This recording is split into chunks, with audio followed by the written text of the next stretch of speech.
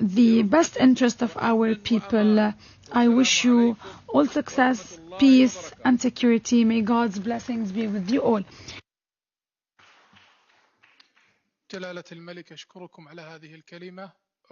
I would like to thank you, Your Majesty. I give the floor now to Imran Khan, the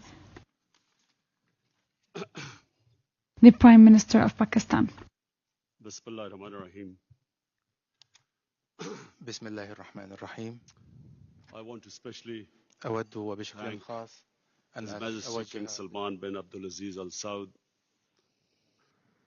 custodian of the two holy mosques, and then ladies, gentlemen, majesties, highnesses, excellencies, and Honorable Secretary General. I always pictured that one day I would be speaking at this summit, and I always promised myself that whenever I got this opportunity, I would raise the first and foremost, the most important question about whenever in the Western countries people blaspheme our Prophet, peace be upon him, I always felt that the response from the Muslim Ummah, the OIC, I always felt it was lacking. And therefore, I wanted to use this platform that the OIC owes a responsibility. Us heads of the states, we have a responsibility to the Muslim world. When anyone in the Western world blasphemes our Prophet, peace be upon him, it is a failure of the OIC that we have not been able to explain to the Western countries that the love and affection that we feel for our Holy Prophet, that how he lives in our hearts.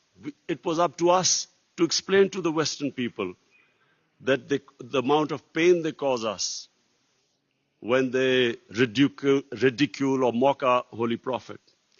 And we must know that in the West, people do not treat religion the way the Muslim world treats Islam. We live our religion. In the Western world, they have a completely different attitude to the way they approach religion. And so therefore, on this, Mr. Chairman, I would like to say from this platform that we must, in the forums like the United Nations, forums like the European Union, we must explain to them that they cannot hurt the sentiment of 1.3 billion people under the garb of freedom of expression.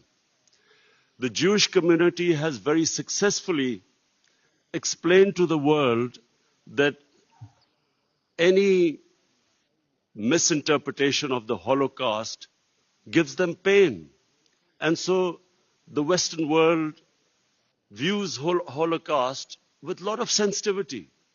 But that sensitivity is lacking when they come to talking about our Holy Quran or our Prophet, peace be upon him.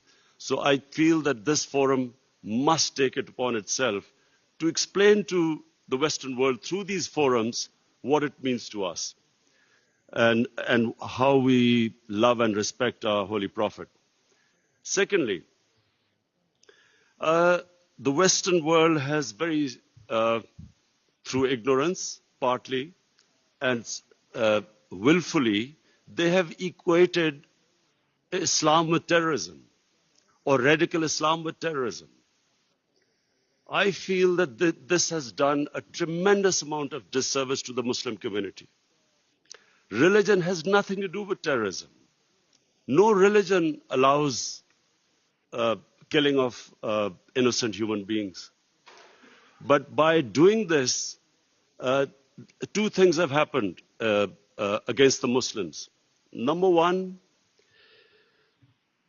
it has led to Islamophobia.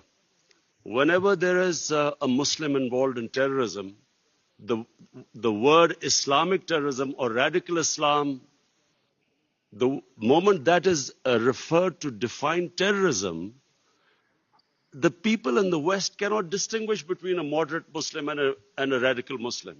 So the whole suspicion is raised against Muslims everywhere. This attack in New Zealand by this gunman who goes into a mosque and shoots 50 innocent people is because they cannot understand that Islam has nothing to do with terrorism. And they have this indoctrination that somehow whenever a Muslim is involved in terrorism, it's something to do with Islam. Before 9/11, 80% of the suicide terrorist attacks were by Tamil tigers. But no one blamed Hinduism for it, and quite rightly, because religion had nothing to do with it. It was a political struggle. When the Japanese in the Second World War indulged in kamikaze pilots who blew themselves up on American ships, but no one blamed the Japanese religion for it. So this is my second point. I feel that it causes Islamophobia because we, the heads of Muslim states, have not been able to explain to the West, not powerfully enough, that Islam has nothing to do with terrorism. Political struggles have everything to do with terrorism. And the second disadvantage which the Muslim world has as a result of this, I'm afraid is that Muslim freedom struggles or Muslim freedom political struggles are delegitimized when they are termed as because of Islamic radicalism.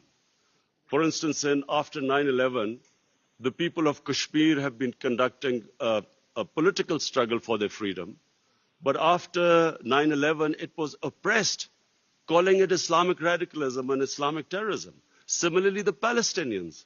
After 9/11, the Palestinians were oppressed, using, the Israeli government used the word Islamic terrorism.